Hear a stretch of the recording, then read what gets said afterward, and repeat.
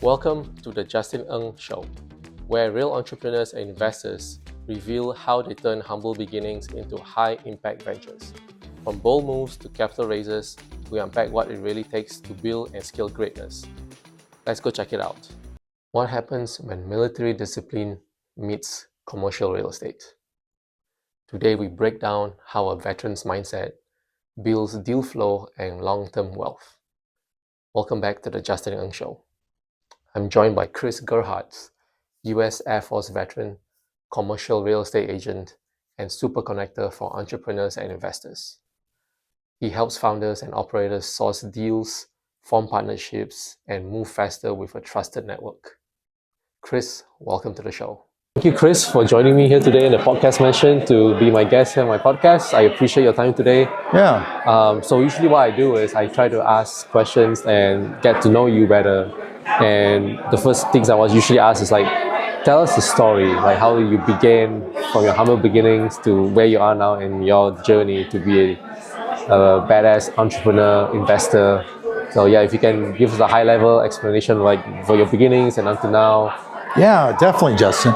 Thanks for bringing me out here. This podcast mansion project is really actually amazing. My humble beginnings started with joining the Air Force, getting out of high school and joining when I was 18. Didn't know what to do. Wasn't sure about college, so I did first 4 years aircraft maintenance. That's all they had for me. I wanted to go as a PJ, which was parajumper. Oh, okay. It basically is for the Air Force. It's like the medical special ops, and they actually rescue the downed pilots. But the recruiters told me I had to go to Northern California for that, and I said, what do you have in Southern Cal? And they said aircraft maintenance. So that was my first 4 years. Then I got a little wound up because I wanted to be on the plane traveling. So I cross-trained to what's called medical airvac, taking care of the patients on the back of the cargo planes, 40,000 feet in the air. Right, yeah, you showed me a picture of that, Yeah. So definitely intense. I was a reservist the whole 20 years. And I always made the joke, Justin, that I'll never go to war unless a president calls me up. And Bush Jr. actually wrote me a letter, and me and some of our other medical airvac members, and we got deployed. Germany and England set up the airvac missions. And then the last 2 months was on Baghdad Airport. Wow, that's pretty intense, pretty crazy. To be in an environment for 2 months where you had weekly mortar attacks coming in. If you Google DHL plane gone down in Baghdad, they actually shot the DHL plane down in front of me on the flight line during daytime. Wow, that must be like it's probably like ingrained in your memory. Very much so. Again, I felt like I was in the movie Transformers or something. I mean, shit falling out of the sky, you know, and you're actually there. They all survived, you know. Oh, wow. They slid off the side of the runway into a minefield that was not deactivated. Oh, wow. And the fire trucks rescued them and said, follow our treads and you'll be safe, hopefully. So that was that, extremely intense. And the reason why I share that, because it kind of goes to the flip side where I came home, was feeling kind of depressed, kind of very, you know, to myself, ordering pizza at my condo. And my friend called me up and said, we can get our continuing education in Thailand for our CEUs for massage therapy. I says, oh, really? Sign me up. Let's go. Thailand. So that was my first trip. Such an amazing culture. Very caring people. Nicknamed the Land of Smiles. Land of Smiles. The Land of Smiles. And so I got that training 1 month, but I really believe that was one reason why when I came home, I got hired at the Wynn Resort. Worked there for 15 years. The same time in 2005, when I was working at the Wynn and got hired, I got my real estate license. Gotcha. Okay. So I paralleled those two careers. I had the Wynn down to a 3-day work week, 10, 10, and 10, and I had 4 days doing real estate. Nice. That's a good balance right there. Yes, absolutely. I was loving life, and had to let the Wynn go after 15 years because I was suffering from severe sleep apnea. And the VA finally did the tests on me, and found out I got a CPAP machine now. I kept gaining weight. It was like crazy. I was like 303 pounds. I kept ordering new shirts at the Wynn. I need a bigger shirt. And they're all like, another shirt? I'm all like, I don't know what's going on with me. I'm working out and everything. But it was because of the sleep apnea. My whole metabolism was shutting down.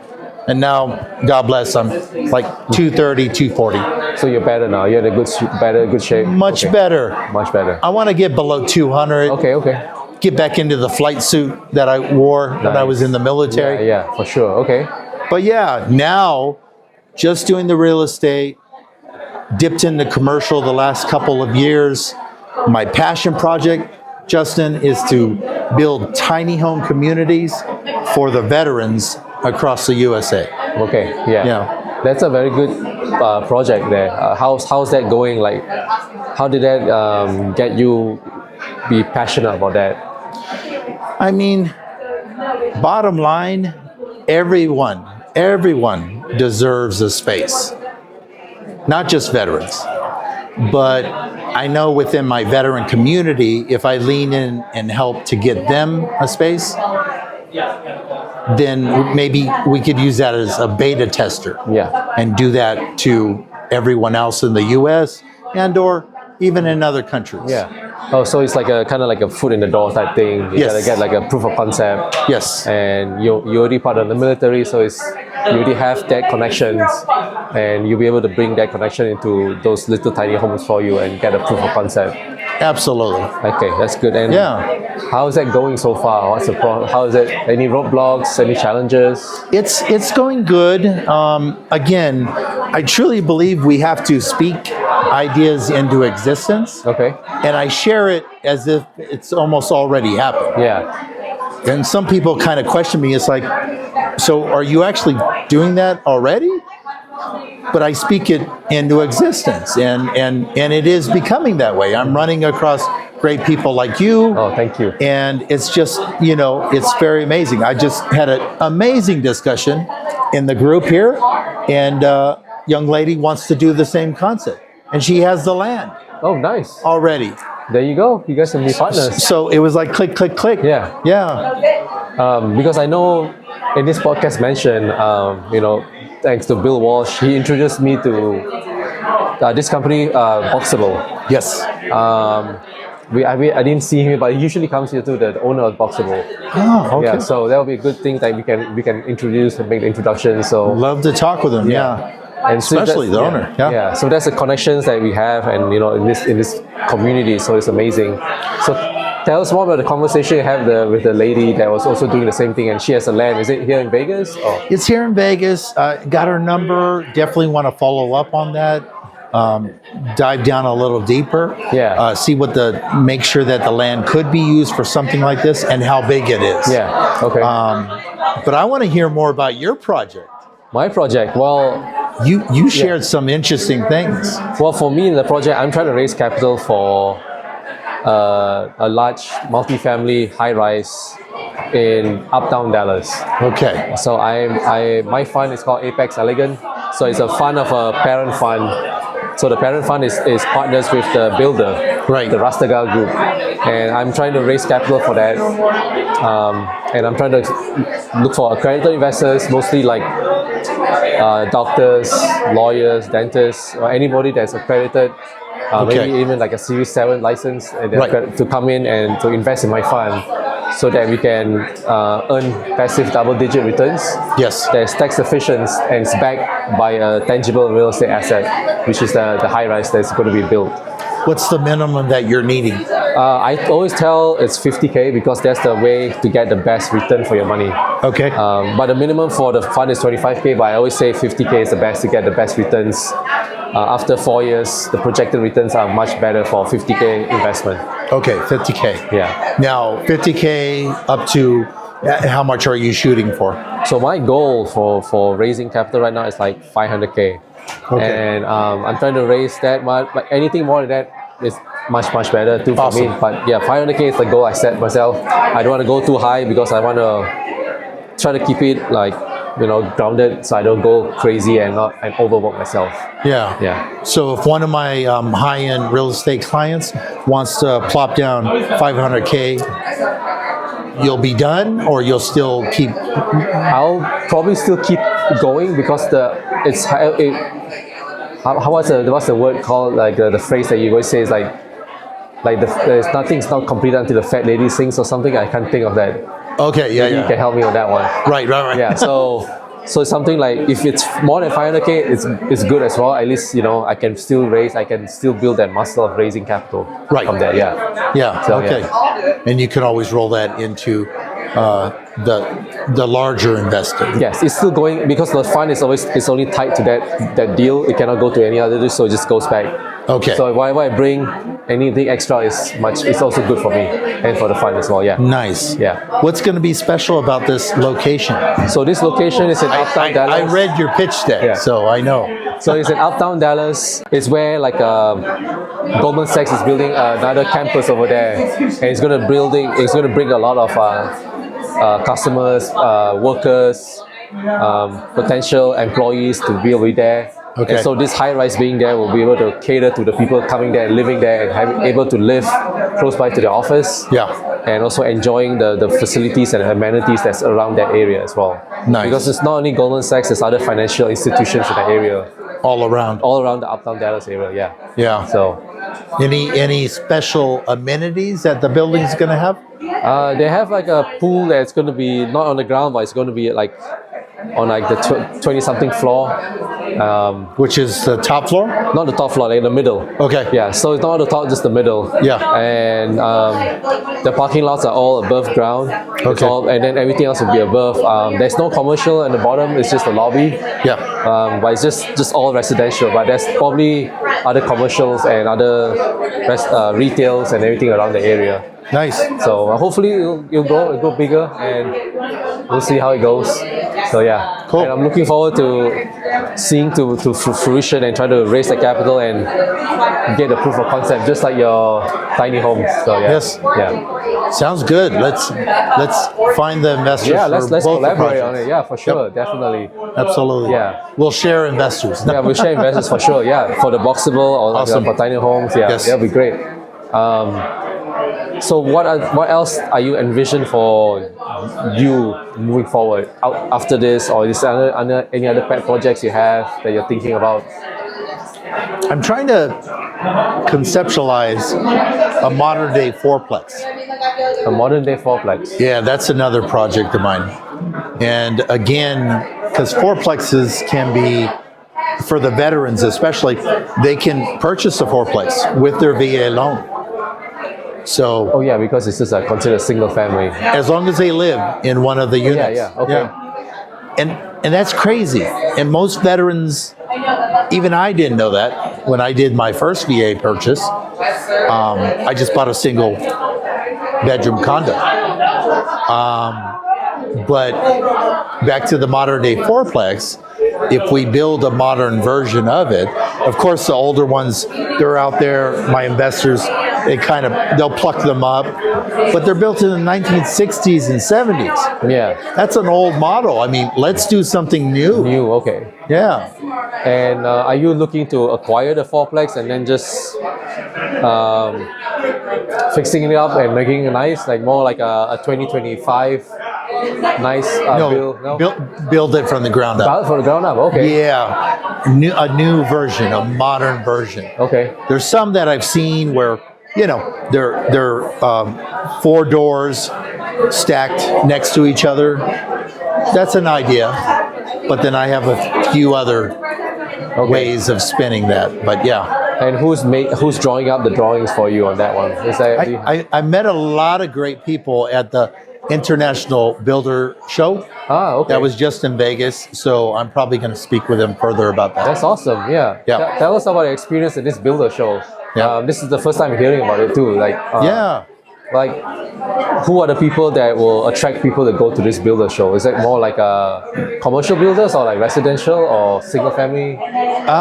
Single family mainly. Okay. Yeah, they definitely leaned into single family, and all the accessories, windows, door handles, swimming pools, tile, carpet, whatever that's within the space of a home and external, the builder show had it. Wow, that reminds me something that just popped on my head. Okay. Yeah. Yeah. So, I mean, if there's anything within that parameter, I grabbed some books and we can dig into them and probably find a company that, can source what you're needing. That's amazing. Wow, that's really amazing. Yeah. And what was the most profound relationship that you had from that show that you can share with us today?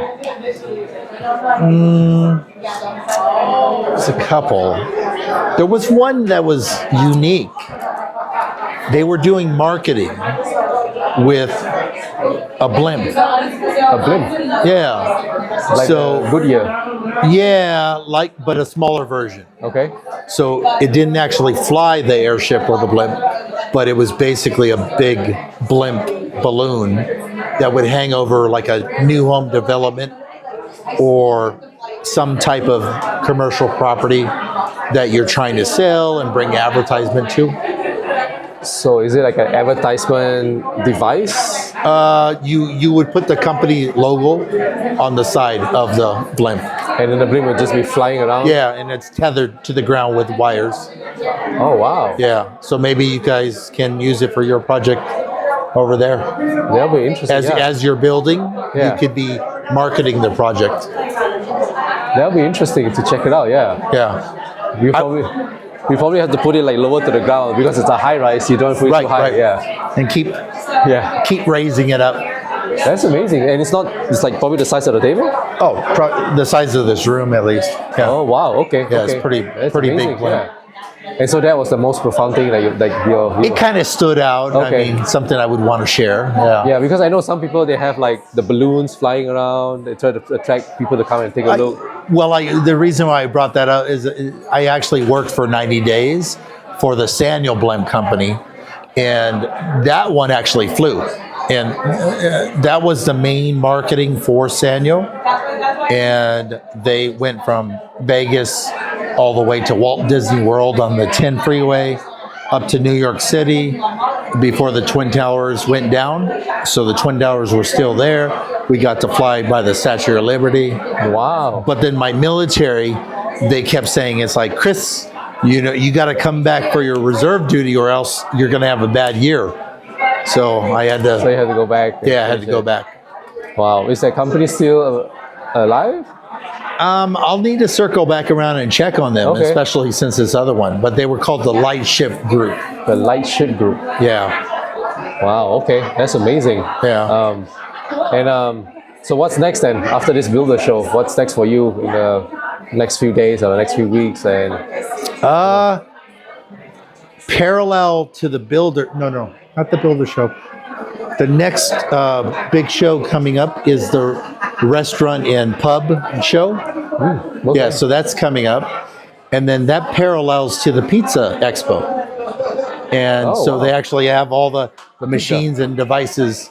And you guys taste out the pizza? Yeah, I signed up for the last day. I'll do the restaurant show, like a 2-3 day show, just like I got done with. Okay. And then I'll enjoy a little pizza on the last day. Is it here in Vegas? Yeah. Okay, I think I've heard of the pizza show before. That's pretty interesting. Yeah. You have to let me know how that goes. Oh yeah. Is it like an invitation only, or you can just? You should come out if you like pizza. I would love to. Like, where do you sign up for that? I'll get you the link. Yeah. Sure. Okay. Yeah. Awesome. Well, thank you again, Chris, for your time today. I truly appreciate your insights, and looking forward to collaborating on anything for your the tiny homes community, and hopefully we have connections to help each other and live with value and Definitely, Justin. help us raise capital for our deals and grow our businesses and our move forward in our real estate investing journey. Sounds good. So, thank you so much again, Chris. Appreciate you. Absolutely, bro. Where can people reach you?